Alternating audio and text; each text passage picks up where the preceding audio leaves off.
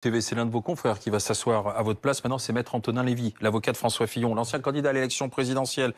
Il est avec nous parce qu'il demande la réouverture du procès après les déclarations d'Éliane Houlette, l'ancienne procureure du parquet national financier. C'était devant la commission de l'Assemblée nationale sur le fonctionnement de la justice. Elle évoquait des pressions. Le plus difficile, franchement, c'est de gérer en même temps la pression des journalistes et surtout la pression du parquet général. Parce que quand vous faites, je regardais, j'ai mis un peu sur une fiche, je regardais les demandes de transmission rapide des éléments sur les derniers actes d'investigation. Les premiers éléments sur les actes de la veille, avant 11 heures, les demandes de précision. J'ai été convoquée au parquet général parce que le choix de procédure, le choix procédural que j'avais adopté ne convenait pas pour m'engager à changer de voie procédurale. Donc, vous voyez, on ne peut que se poser des questions, quoi. Mais c'est un contrôle très étroit, c'est un contrôle très étroit. Et c'est une pression très lourde. L'ancienne chef du parquet national financier. Et ça, depuis cette audition, Maître Antonin Lévy, vous dites que c'est pas possible. Il faut rouvrir le dossier, il faut un nouveau procès. On ne peut pas en rester là. Je veux dire, depuis cette audition, la première chose qu'on a fait, c'est de prendre un tout petit peu de temps pour essayer de structurer notre pensée, parce que ça a été un choc. Ça a été un choc, même si on le subodorait, voir des propos aussi clairs, aussi circonstanciés, avec des dates, avec des fiches, avec des faits, ça nous a énormément surpris. On a pris le temps de la réflexion, voir quelle était la meilleure manière juridiquement de structurer tout ça, et c'est la forme que ça a pris dans le dépôt de l'acte que l'on a fait aujourd'hui, de demander au tribunal de prendre en compte ce qui se passe en dehors de la salle d'audience, de ce qui se passe depuis quelques jours pour, d'une certaine manière, l'incorporer dans le jugement et pouvoir le prendre en compte. Mais il faut vraiment rouvrir tout complètement. On ne peut pas rester sur l'affaire Fillon, condamné, et c'est terminé, et ça reste dans les livres de l'histoire politique. C'est pas qu'une histoire politique, c'est également une histoire judiciaire, et c'est une histoire judiciaire sur la manière dont cette enquête a été conduite. Et si c'est la réaction qu'on adopte, ça restera toujours comme une enquête, donc on pourra penser qu'elle a été conduite à charge. Maître Antonin Lévy, lorsqu'on reprend depuis les déclarations de Mme Houlette et puis ce qui a été dit par Mme Champrenault, on dit bah oui, on était en campagne électorale.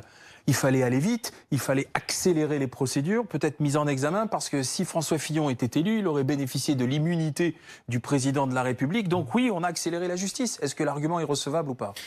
Alors d'abord, c'est pas ce qui a été dit par les différents protagonistes pour l'instant, et au contraire, ils s'en défendent. Donc si c'est ce que l'on doit comprendre, il faut qu'on s'interroge sur la raison pour laquelle ils ne le disent pas. Et si les choses sont aussi simples, eh bien dans ces cas-là, qu'ils l'affirment aussi simplement. Ce qu'ils disent, c'est différent. Ils disent deux choses. Ce que dit Éliane Houlette, c'est d'une part qu'il y a une remontée d'informations, et depuis le début de ce dossier, on s'interroge sur les fuites, sur leur origine et sur leur raison, parce que c'était des fuites à charge, et on s'interroge deuxièmement sur pourquoi une mise en examen aussi rapide alors que l'enquête débutait, et pourquoi ensuite des investigations à charge pour venir justifier cette mise en examen. Avant de vous donner la parole, Laurent Neumann, éditorialiste politique, qui, comme nous tous, avait suivi vraiment cette affaire, minute par minute.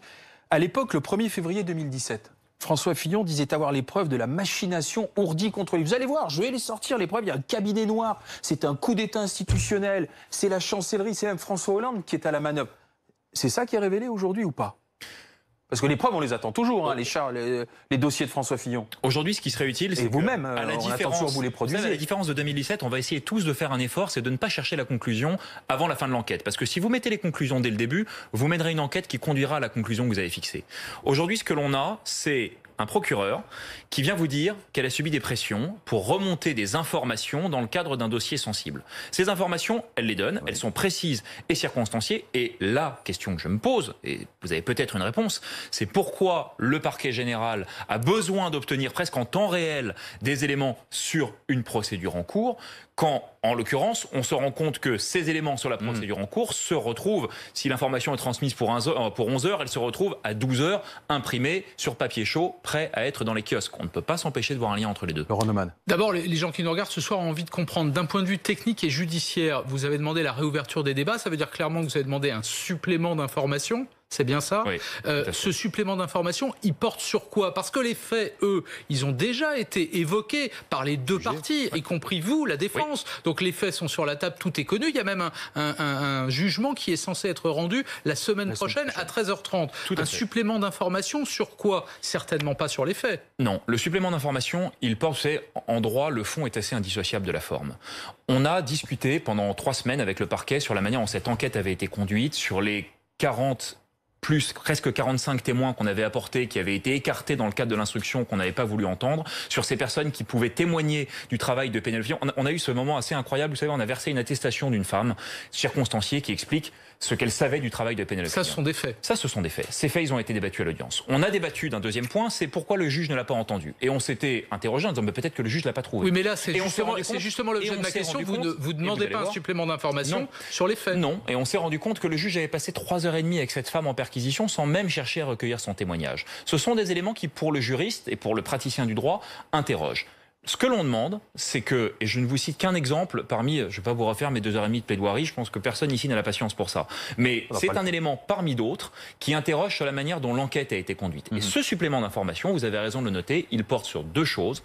Un, la saisine du CSM qui est suffisamment rare pour qu'elle puisse être par le président de la République, qui va rendre des conclusions pour savoir s'il y a eu ou non un dysfonctionnement. Et deuxièmement, les auditions dans le cadre de la commission d'enquête parlementaire, où vous avez demain Renaud Van Ruynbeck, qui était à l'époque doyen des juges d'instruction au tribunal financier, qui pourra expliquer, selon lui, peut-être la manière dont la saisine des juges d'instruction a eu lieu. Madame Champ-Renaud, je crois, dans quelques jours, en tout cas, c'est demandé, pourra être entendu. Ces actes qui vont intervenir très prochainement vont éclairer d'un jour nouveau la manière dont l'enquête a été conduite.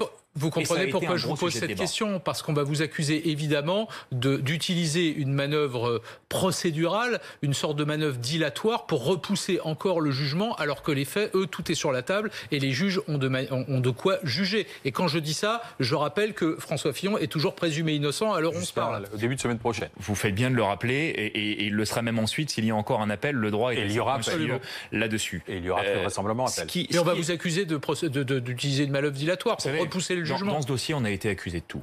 Le parquet, à l'audience, nous a accusé de stratagème quand on est venu avec des témoins dont les juges d'instruction n'avaient pas jugé utile de procéder à l'audition. On nous a accusé de faire le procès de l'enquête. On nous a accusé d'attaquer l'enquête parce que le fond n'était pas bon. On a déjà eu toutes les attaques. Moi, vous savez, à un moment, la seule chose qui m'intéresse, c'est finalement le code de procédure pénale et la manière dont la justice doit être rendue. La vérité dans ce dossier, c'est que l'enquête a été conduite dans un seul sens, avec un seul but, qui était de justifier cette mise en examen précipitée. Et vous savez, on nous a fait le procès également. Est-ce qu'on est face à un scandale d'État, Maître Antonin Lévy?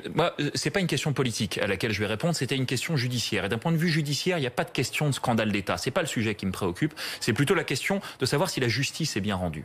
Et si la justice a été instrumentalisée, elle est instrumentalisée peut-être par l'État, à des fins politiques, donc on est face à un scandale d'État. Oui, c'est ce que vous présupposez là. Non, moi je ne présuppose pas ça. Moi je présuppose qu'il y a eu dans ce dossier une violation des règles procédurales naturelles, du droit à un procès équitable dont tout un chacun, même François Fillon, a le droit de bénéficier. Et c'est la seule question qui m'intéresse. Le fait que le politique, lui, s'y intéresse et que les différents partis puissent reprendre ce dossier, c'est naturel, c'est leur rôle et chacun le sien. Moi, mon seul objectif et mon seul but, c'est que le jugement puisse être rendu en respectant les droits fondamentaux de François Fillon. Maître, on a entendu au début de cet entretien les propos d'Éliane Houlette. On n'a pas entendu la réponse de la procureure générale de Paris, Catherine Champrenaud, qui dit, je la cite, qu'elle regrette que ce qui est le fonctionnement régulier du ministère public soit assimilé à des pressions. Et elle ajoute, elle rappelle que son action s'est toujours inscrite dans l'exercice de ses prérogatives légales qui consistent à veiller à l'application de la loi et au bon fonctionnement des parquets placés sous son contrôle. Donc il n'y a rien de secret. Elle admet même qu'elle est intervenue. Elle dit simplement, ce ne sont pas des pressions, c'est la procédure, c'est mon rôle. Et on était dans un contexte de campagne électorale. Mais j'aimerais tellement, Laurent Neumann, que les choses soient aussi simples et qu'elles soient aussi manichéennes. Vous pensez qu'elle ne dit pas la vérité? Non, je dis simplement qu'il faudrait qu'on la réinterroge au-delà de ce communiqué de presse assez lapidaire pour faire la lumière sur quelques éléments. Je n'en cite que deux, et il y en aurait beaucoup d'autres. Le premier, c'est que si c'est le fonctionnement normal des institutions, l'article 36, pardon d'être précis, mais l'article 36 du Code de procédure pénale prévoit que la demande qu'elle fait d'ouvrir une instruction qui est régie par le Code et qui en effet est normale fasse l'objet d'une formalisation écrite et soit versée au dossier. Je vous confirme, et je mets quiconque au défi de me le sortir, cette instruction n'existe pas. Voilà. Cet élément n'existe pas, il n'est pas au dossier. On a une instruction individuelle qui est prévue par les textes, mais qui n'a pas été versée au dossier. Deuxième élément, on a, pour les remontées d'informations, en effet, un système qui est très cadré, le principal étant le fait que le parquet général doit faire remonter les affaires pour la conduite de la politique pénale et pour permettre au gouvernement de savoir si vous avez beaucoup de violences routières, beaucoup de violences sur les femmes, sur les enfants, quels sont les sujets en ce moment qui nécessitent un travail législatif et un travail pour l'exécutif.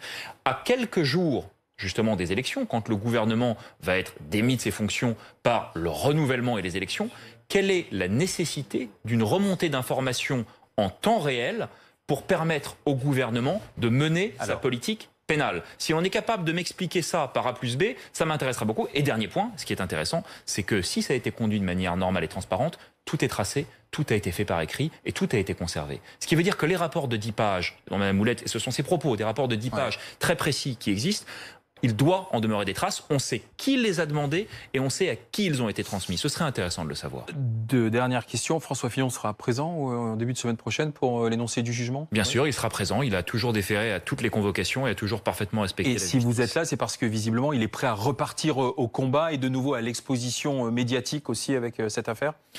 Cette affaire a déjà été, d'une certaine manière, tellement pleine de soubresauts et de difficultés. Oui, bien sûr qu'aujourd'hui, quand on commence peut-être enfin à avoir les clés de décryptage et le décodeur pour comprendre tout ce qui nous paraît aussi aberrant depuis la fin du mois de janvier 2017, c'est naturellement pas maintenant qu'on va s'arrêter. Merci Maître Antonin Lévy, merci d'avoir été avec nous. Donc, repartir dans la procédure et peut-être avoir un nouveau procès en ce qui concerne François Fillon.